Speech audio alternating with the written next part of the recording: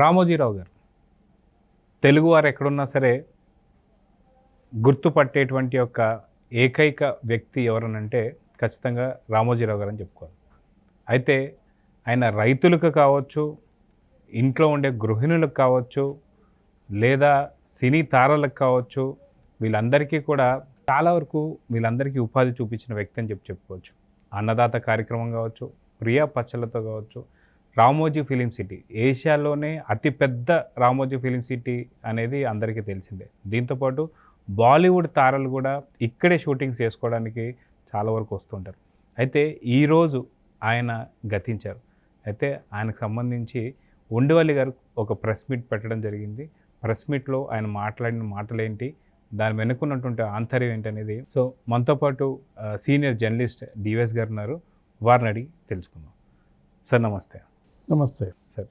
తెలుగువారు ఎక్కడున్నా తెలుగువారు అందరూ కూడా గుర్తుపట్టేటువంటి ఒక ప్రత్యేకమైనటువంటి ఒక వ్యక్తుల్లో రామోజీరావు గారు ముందుంటారు. ఎందుకంటే ఆయనకు సంబంధించినటువంటి ఫిలిం సిటీ కావచ్చు, ఒక పక్క ప్రియా పచ్చళ్ళు కావచ్చు, లేదా అన్నదాత కార్యక్రమంతో రైతులకు కావచ్చు, లేదా ప్రత్యేకంగా ఎవరికి కూడా ఒక వైపే ఉండేటువంటి ఒక పత్రిక కాదు, లేదా ఒకవైపే ఉండే వార్తలు కాదన్నట్టు ఈనాడు వార్తలు, ఈటీవీ వార్తలు కావచ్చు, వీటన్నిటిలో కూడా మనం రామోజీరావు గారిని చూస్తూ వస్తుంటాం.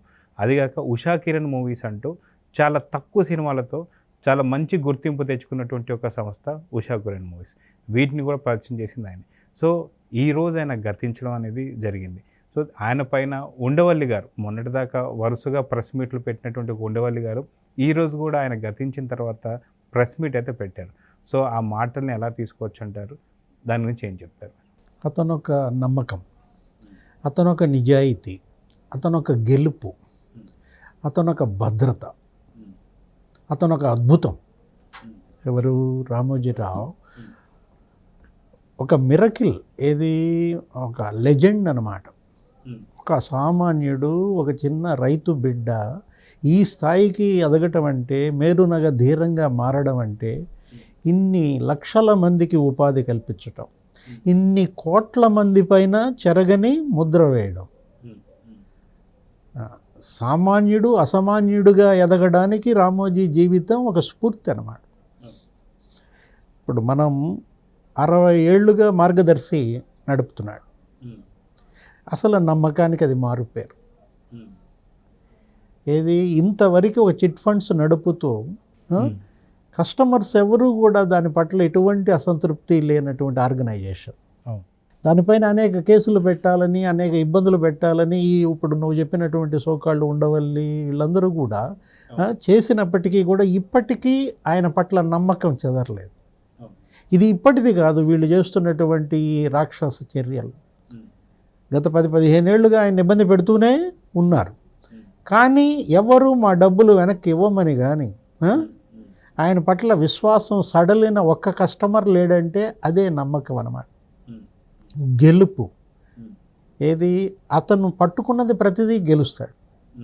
ఇప్పుడు మార్గదర్శి ఒక సక్సెస్ స్టోరీ. 60 ఏళ్ళుగా మార్గదర్శిని నడపటం, మరి 50 ఏళ్ళుగా ఈనాడు నడపటం. ఇవాళ ప్రతి వ్యక్తి కూడా ఈనాడుతో మేల్కొంటాడు. దాని పేరే ఉషోదయం అన్నమాట. ఏది సూర్యుడు ఉదయించకముందే నీ ఇంటి ముంగిట్లో ఈనాడు పడటం ఒక ఇదిగా తీసుకున్నాడు. అదొక విప్లవాత్మక ఇదన్నమాట.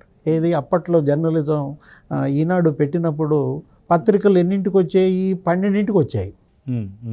అలాంటిది ఈయన అసలు మార్చేసాడనమాట. ఏది అర్ధరాత్రికే ప్రింటింగ్ కంప్లీట్ చేసేసి 2ంటికే నీకు డిస్ట్రిబ్యూషన్ బిగిన్ చేసేసి బాయ్స్ కానీ ఏజెంట్స్ కానీ పొద్దున 4-5 నీకు పేపర్ ఇంటి ముందు పడిపోతుంది అనమాట. అంటే ఎలా వ్యక్తి జీవితంతో పెనవేసుకుపోయాడో ఒక ఉదాహరణ అన్నమాట. అదే కాదు, ఇప్పుడు ఒక 40 ఏళ్ళుగా సినిమా ఇండస్ట్రీ, ఏది ఆ ఉషా కిరణ్ మూవీస్ కొన్ని వేల మందికి ఉపాధి. మరి 30 ఏళ్ళుగా మరి ఈటీవీ. ఇవాళ ఇంతమంది కళాకారులు వచ్చారంటే, ఇప్పుడు ఆ జబర్దస్త్ కావచ్చు, ఇంతమంది సింగర్స్ వచ్చారంటే, ఎస్పి బాలసుబ్రహ్మణ్యం పాడుతాదిగా ప్రోగ్రాం కానీ, అసలు కళలకు కళాకారులకు ఏ విధంగా ఆయన సేవ చేశాడనేది ఫిలిం సిటీ అదొక అద్భుతం. అవును. ఏది హాలీవుడ్కు దీటుగా భారతదేశంలో ఒక స్టూడియో ఈ స్థాయిలో నిర్మించడం అనేది అది కూడా ఆంధ్రప్రదేశ్లో, ఇప్పుడు తెలంగాణలో అది గర్వకారణం అన్నమాట. దేశానికే గర్వకారణం. ఇక్కడికి ఇప్పుడు అద్వానీ కావచ్చు, అమిత్ షా కావచ్చు, మోడీ కావచ్చు, వాజ్పేయి కావచ్చు, వీళ్ళందరూ కూడా వచ్చిన వాళ్ళంతా ఈయన్ని కలిసి వెళ్తారంటేనే ఈయనకు ఉన్నటువంటి క్రెడిబిలిటీ మనం చూడొచ్చు. ఇప్పుడు అతను ఒక గెలుపు, అతను ఒక నమ్మకం, అతను ఒక భద్రత అంటోంది. అందుకే భద్రత ఏది సామాజిక బాధ్యత కూడా, భద్రతే కాదు బాధ్యత కూడా. తను సంపాదించిన దాంతో మరి విరాళాలు, ఈనాడు ద్వారా ఎక్కడ ఎప్పుడు విపత్తు వచ్చినా విరాళాలు సేకరించి అక్కడ విపత్తు బాధితులను ఆదుకునేవాడు. వీళ్ళంతా ఈనాడుకి విరాళం పంపించేవాళ్ళు. ఈ చందాదారులంతా 100, 1000 వాళ్ళ పేర్లన్నీ ఈనాడు పేపర్లో పడే. అలా కలెక్ట్ చేసినటువంటి అమౌంట్స్తో ఆ దివిసీమ తుఫాను కానీ ఇంకా ఇతర విపత్తుల్లో కానీ బాధితులకు భవనాల నిర్మాణం, సూర్య అని చెప్పి ఒక భవనం, ప్రభుత్వం కట్టే పక్కా భవనాలు అవి స్టాండర్డ్గా ఉండవు, కానీ ఈనాడు కట్టేటట్టు సూర్య భవనాలు చాలా పకడ్బందీగా ఉండేవి. ఆ తుఫాను ప్రాంతాల్లో ఎక్కడ చూసినా నీకు ఈనాడు బిల్డింగ్స్లో ఉంటారు ఆ బాధిత కుటుంబాలు, మత్స్యకారులు, వీళ్ళంతా కూడా. ఒక సామాజిక బాధ్యత ఏది రామోజీరావు అంటే ఒక భద్రతే కాదు బాధ్యత అందుకే అన్నమాట. అసలు ఏ వ్యక్తికైనా ఇంత సక్సెస్ రేట్ మనం చూసామా? అలాంటి వ్యక్తి పైన వీళ్ళు కక్ష కట్టి ఆయనకి ఒక కులాన్ని ఆపాదించి ఆయన పైన ఒక పార్టీ ముద్రేసి ఈ రాక్షస మూకలు ఆయనతో ఆడుకున్నారు. ఆయన్ని అంతం చేయాలని చూశారు. ఆయన వ్యాపారాలని, ఆయన యొక్క సంస్థలని, అతను నిర్మించుకున్నటువంటి భవనాలు కూలగొట్టాలని చూశారు. ఎవరైతే అతన్ని అంతం చేయాలని చూశారో, ఆయన వ్యాపారాలను అంతం చేయాలని చూశారో వాళ్ళే అంతమయ్యారు. వీళ్ళ అంతం చూసి కానీ అతను అస్తమించలేదు. ఈరోజు ఈ ఎన్నికల ఫలితాలను చూసినట్లయితే ఈ ఎన్నికల ఫలితాలను కూడా ఆయన తన ఈటీవీ, ఈనాడు సిబ్బందితో కలిసి స్క్రీన్ మీద చూస్తూ వాళ్ళకి దిశానిర్దేశం చేస్తున్న వీడియో ఒకటి వైరల్ అవుతుంది. తనని, తన వ్యాపారాలని, తన యొక్క క్రెడిబిలిటీని అంతం చేయాలని చూసిన వాళ్ళ అంతం చూసినాకే అస్తమయం జరిగింది. ఈరోజు చూస్తే కింద న్యూస్ కూడా అదే వస్తుంది. చాలామంది ఎవరైతే ప్రేక్షకులు ఉంటారో వాళ్ళు కూడా అదే పెడుతున్నారు అనమాట. ఆయన ఏదైతే ఉందో చాలా స్వచ్ఛంగా, చాలా సంతోషంతోనే ఆయన స్వర్గస్థులయ్యారు. ఎందుకు అంటే జగన్ ఎప్పుడైతే కక్షగట్టి తన యొక్క సంస్థల్ని కానీ తను మూయించాలని చెప్పి చూసి, అదే నిద్రపోతున్న టైంలో వచ్చేసి తను విచారణ చేయాలని చూస్తున్నటువంటి వాళ్ళందరినీ కూడా అలాంటి కక్ష ఎందుకంటే ఆయన ఎంత హెరాస్మెంట్ చేశారంటే ఆయన పైన A1 అని పెట్టేదాకా వీళ్ళలో ఉన్న శాడిజం చల్లబడలేదు. అంటే వీళ్ళకి A1, A2, 13, 19 కేసుల్లో ఉన్నాయనే ఉద్దేశంతో నాపై A1 ఉంది కాబట్టి అందరిపైన A1 వేయాలా, నాపై A2 ఉంది కాబట్టి అందరిపైన A2 వేయాలన్న ఒక శాడిజం. ఎవరు? జగన్మోహన్ రెడ్డి కావచ్చు, విజయసాయి రెడ్డి కావచ్చు, ఇప్పుడు ఈ సోకాళ్ళు ఉండవల్లి కావచ్చు, వీళ్ళంతా కూడా ఒక తానులో గుడ్డలే. ఇప్పుడు రాజశేఖర్ రెడ్డి దగ్గర నుంచి ప్రారంభమైంది ఈ వేధింపులు. అప్పట్లో రాజశేఖర్ రెడ్డి పాలిష్డ్గా వేధించాడు, వీళ్ళు ఏంటంటే వీళ్ళు కొంచెం రూడ్గా వేధించారు. ఏది ఆయనే అనేవాడు ఆ 2 పత్రికలు చదవద్దు అని. అప్పట్లోనే ఈనాడు క్రెడిబిలిటీని దెబ్బతీయాలని మొదటి దెబ్బ వేసిందే రాజశేఖర్ రెడ్డి. రాజశేఖర్ రెడ్డే ఉండవల్లిని పెంచింది కూడా. ఉండవల్లి ఇంత పేటరేగిపోయి రామోజీరావుని సవాల్ చేసి ఇలా మార్గదర్శిని ఇబ్బందులు పెట్టాడంటే రాజశేఖర్ రెడ్డి అండతో. ఇప్పుడు మార్గదర్శి ఏంటి? మార్గదర్శి అది 7,215 కోట్ల టర్నోవర్, లక్షలాది కస్టమర్లు ఉన్నటువంటి సంస్థ. ఇప్పటి వరకు ఒక్క కస్టమర్ దానిపైన కేసు పెట్టలేదు. అంత నమ్మకానికి మారుపేరైనటువంటి ఆ సంస్థ పైన మీకెందుకు అంత కక్ష? మీకు 1,115 కోట్ల ట్యాక్సులు కడతాను. ఏడాదికి మార్గదర్శి కట్టే ట్యాక్సులతో నువ్వు ఒక పట్టిసీమ లిఫ్ట్ కట్టుకోవచ్చు. పట్టిసీమ లిఫ్ట్ కట్టడానికి ఎంత అయింది? 1,300 కోట్లయింది. మార్గదర్శి ప్రతి ఏడాది కట్టేటటువంటి ట్యాక్సులంతా 1,115 కోట్లు. వాళ్ళు కట్టే GSTయే 235 కోట్లు. ఏడాదికి వాళ్ళు కట్టే జిఎస్టీ ఒక నిర్మాణం చేయటం కష్టం, ధ్వంసం చేయటం 5 నిమిషాల పని. అర్థం కాల?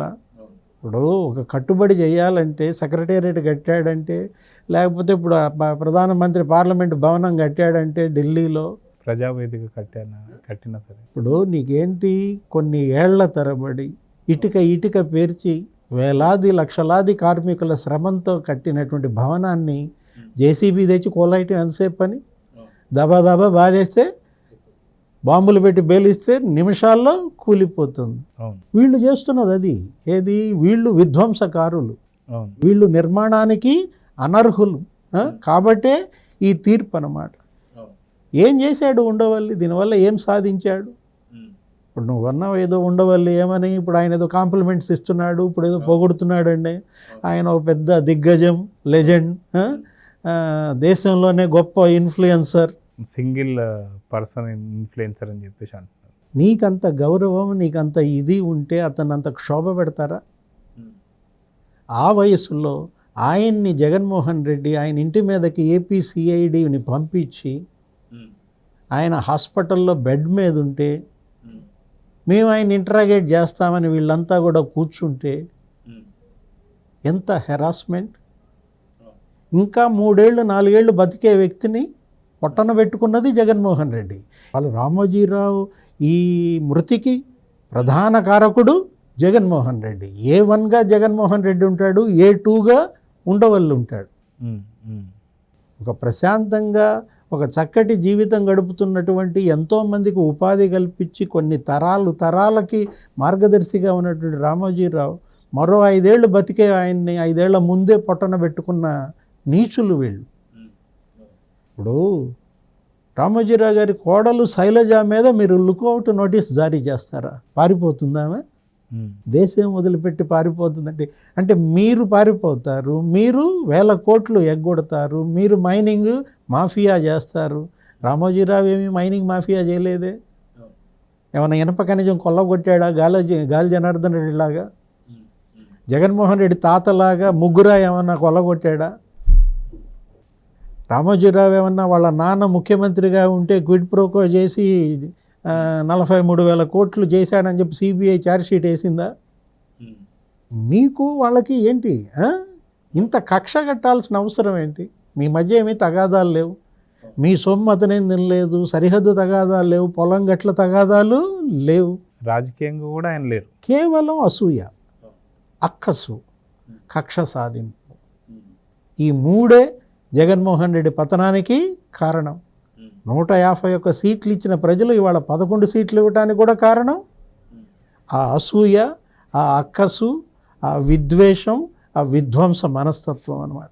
ఇప్పటికి కూడా వాళ్ళల్లో ఇంకా చేంజ్ రాకపోతే చరిత్ర క్షమించదు. సో చూద్దాం సార్, ఖచ్చితంగా ఉండవల్లి గతంలో మాట్లాడిన మాటలకి ఇప్పుడు మాట్లాడికి ఎంత తేడా ఉన్నా సరే మనసులో ఉన్న అక్కసి మాత్రం అది తీరేది కాదు. సో నిజంగా ఏదేమి జరిగినా సరే ఆ యొక్క రామోజీ గారి ఆత్మకి శాంతి కలగాలని అయితే కోరుకుందాం. నమస్తే. నమస్తే.